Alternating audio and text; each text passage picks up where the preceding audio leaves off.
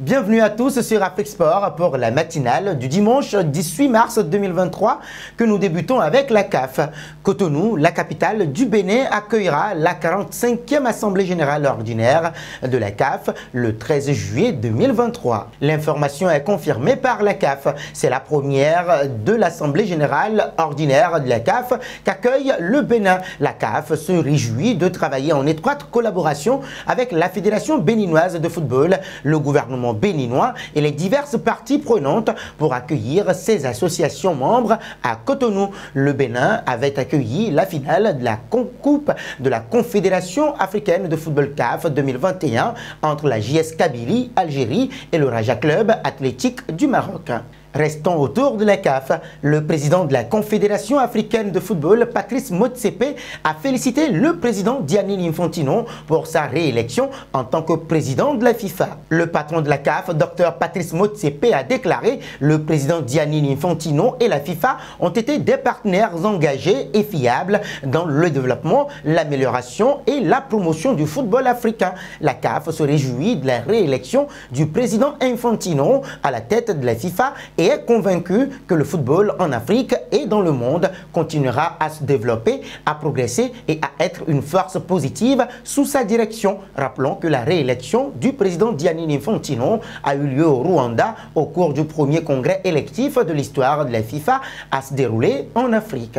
Passons au Sénégal. Aliou Cissé s'est prononcé sur le cas Malick Thiaw. Nous sommes véritablement en train d'y travailler, mais je mentirais si je vous dis que j'ai eu des contacts directs avec lui. L'équipe nationale n'est fermée à aucun joueur et Malick Thiaw est un garçon qui a des qualités et on les connaît. Mais nous avons des qualités à ce poste avec de très bons joueurs. Ce sont là les propos de Aliou Cissé seulement quelques heures plus tard et comme révélé par 13 Football, Malick Thiaw a été appelé en sélection allemande des moins de 21 ans, un signe fort qui montre que la fédération allemande a un pas d'avance sur le Sénégal dans ce dossier. Antonio Di Salvo, entraîneur des espoirs, mise sur le roc du Milan AC et a fait le choix de sécuriser ses arrières puisque le joueur de 21 ans est également éligible avec le Sénégal.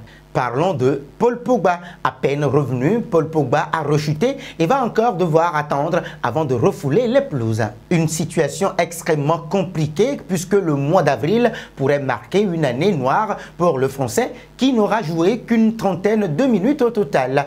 Et les dernières nouvelles qui arrivent de Turin ne poussent pas forcément à l'optimisme. Le Français se serait en effet à nouveau blessé et cette nouvelle absence semble faire grincer des dents à Turin. Questionné en conférence de presse concernant la possible présence de Paul Pogba pour le choc face à l'Inter ce dimanche, Massimiliano Allegri s'est montré assez agacé. Ça fait 8 mois qu'on dit toujours les mêmes choses sur Pogba, a lancé le coach de la Juventus. Selon vous, quelle serait la meilleure solution pour que Paul Pogba puisse relancer sa carrière? Vos réponses seront attendues en commentaire. Un passage en Angleterre sous contrat jusqu'en juin 2025 du côté du Borussia Dortmund, Jude Bellingham ne manque pas de prétendants pour la suite de sa carrière. Si le crack de 19 ans semble donner sa préférence au Real Madrid, Manchester City a bien l'intention de convaincre l'international anglais de rallier l'Etihad Stadium. Il n'a par ailleurs jamais caché son attirance pour le championnat anglais, qui plus est pour rejoindre l'équipe la plus victorieuse des 5 dernières années. Ancien coéquipier de Roland à Dortmund est toujours complice avec le Norvégien. Le milieu anglais peut également s'assurer d'un projet viable, notamment après la prolongation de Pep Guardiola jusqu'en 2025 à la tête des Sky Blues. Autant de facteurs qui pourraient donc jouer en faveur de Manchester City. Nous voici arrivés à l'instant quiz avec 3 indices pour connaître notre joueur mystère du jour.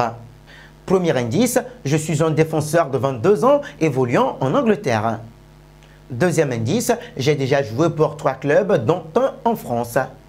Troisième indice, j'évolue en Angleterre depuis 2020. Qui suis-je? Vos réponses seront attendues en commentaire. Nos félicitations à tous ceux qui ont répondu. Nicolas Tagliafico lors de la dernière matinale. C'était le joueur à trouver puisqu'il est un défenseur de 30 ans qui évolue en France, qui a déjà joué pour 5 clubs dont le Real Murcie. Il est champion du monde. Terminons au PSG. L'élimination en Ligue des Champions semble avoir déjà lancé la prochaine saison du Paris Saint-Germain avec de nouveaux changements qui sont réclamés.